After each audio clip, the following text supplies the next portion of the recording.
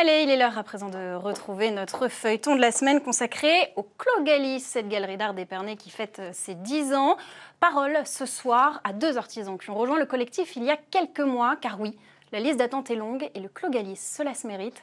Épisode signé Isabelle Forboto avec Isabelle Griffon. Le matin, quand je pars pour aller à la boutique, c'est toujours avec beaucoup de plaisir, dans l'attente des rencontres. J'ai été très honorée d'intégrer cette équipe. Le Clogalis permet d'accéder à un marché que j'avais pas forcément. C'est une boutique magique. Laurent, ébéniste, restaurateur de meubles et tourneur sur bois. Et Florence, créatrice textile, sont membres permanents du collectif depuis quelques mois. Un moment attendu par les 2 créateurs pour s'ouvrir d'autres perspectives. C'est l'ambiance générale en fait de l'équipe qui m'a vraiment marqué en fait. C'est cet échange permanent. Moi j'apprends beaucoup des autres métiers, ça me donne des nouvelles idées, donc c'est vraiment ça qui a été avant même l'aspect financier en fait. On ne parle pas que de notre produit quand on y est une journée entière.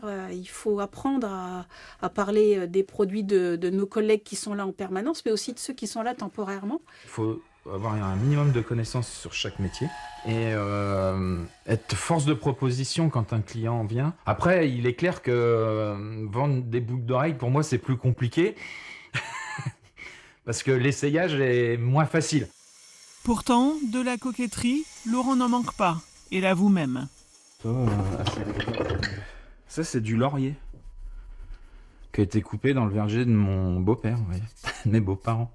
Et je trouvais qu'il était sympa parce que ce dessin-là, là, sur un stylo, ça va faire très joli en fait. Il va y avoir une coquetterie dedans en fait. Ça va être, voilà. Donc j'essaye toujours de récupérer des bois qui ont des défauts.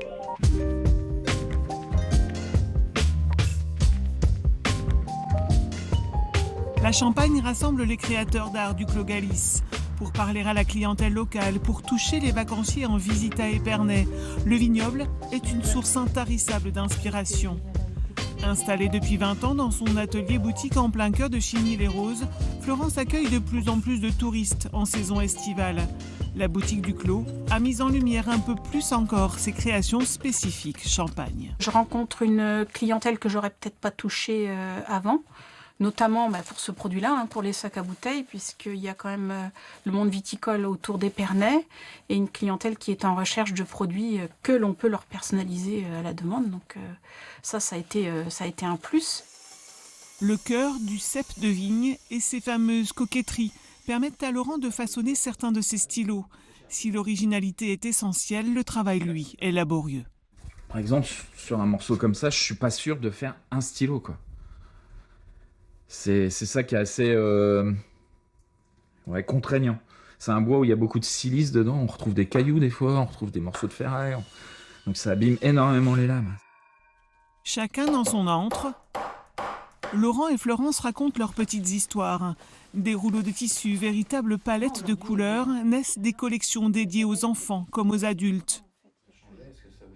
Des arbres de son jardin, Laurent fait apparaître des stylos, des bouchons. Chacun de ces objets procure une émotion et fait jaillir des souvenirs familiaux. Un couple est venu acheter un stylo à offrir à un de ses amis. Ils cherchaient un stylo assez particulier et je leur ai proposé un stylo, c'était les premiers que je fabriquais, en cerisier Napoléon. C'est une variété de cerise. On l'avait coupé en fait parce qu'il commençait à tomber sur la maison des grands-parents. Et en racontant l'histoire du fait que c'était chez mon grand-père, machin, et que c'était du cerisier Napoléon, pour eux, ça leur a parlé puisque leur ami était fan de Napoléon, en fait. C'est plus facile de raconter des histoires comme ça que de dire le morceau d'ébène, je l'ai acheté dans le magasin bidule. Au Clogalis, ce jour-là, ce couple a trouvé un cadeau original et vécu avec l'artiste, cette passion dévorante, là où naît la création. Il ne faut pas voir que la vente boutique, en fait. Il faut voir aussi l'impact sur notre image. Indirectement, le Clogalis, il a quand même une très très bonne image de marque. Mes produits comme ça chez moi, ils sont beaux, mais vraiment avec ceux des autres, je trouve ça encore plus beau. C'est magique de voir ces produits associés à d'autres créateurs.